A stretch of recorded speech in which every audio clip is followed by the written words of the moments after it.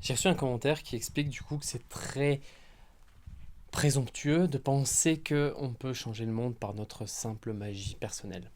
Ce commentaire dit: si nous sommes tous rattachés les uns aux autres, changer l'image de notre monde revient à créer un nouvel égrégore.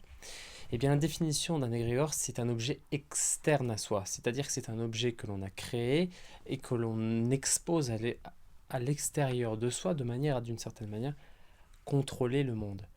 Eh bien, dès qu'on va chercher à contrôler le monde activement, émotionnellement, qu'on va chercher à ce que notre énergie soit active dans l'autre, eh bien, c'est là qu'on va créer un égrégore. Effectivement, c'est là que c'est du contrôle.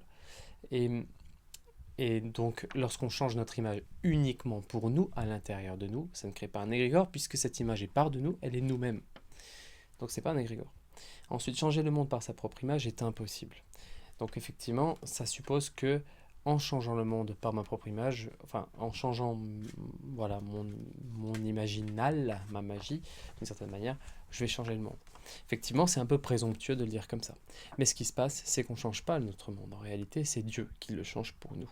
C'est-à-dire que c'est l'univers qui répond à la vibration que l'on a travaillée pour accueillir. Ça veut dire qu'à la base, on est dans une certaine vibration qui correspond à comment on est dans l'univers. Si je suis pauvre, je suis dans une vibration de pauvre.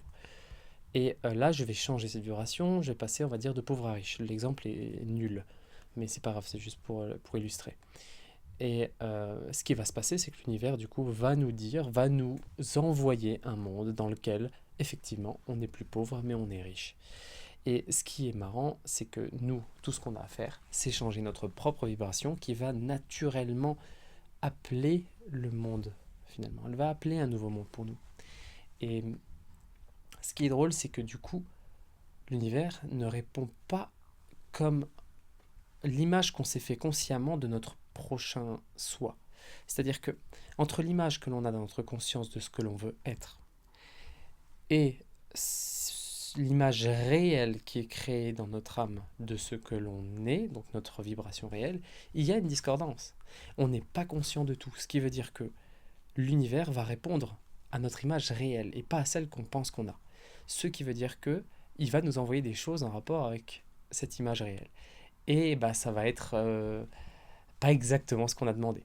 Par exemple, une personne qui demande à être riche, peut-être que finalement, elle va recevoir dans sa vie aucun argent, donc elle ne sera pas riche monétairement. Par contre, elle aura plein de gens hyper productifs, hyper créatifs autour d'elle, un fermier qui ramène toute la nourriture, et finalement, elle sera dans une forme de richesse.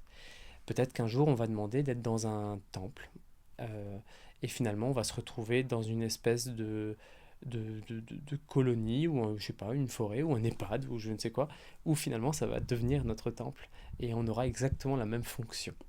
C'est ça qui est drôle, c'est que l'univers se joue de nous, mais nous apporte toujours ce qu'on lui demande.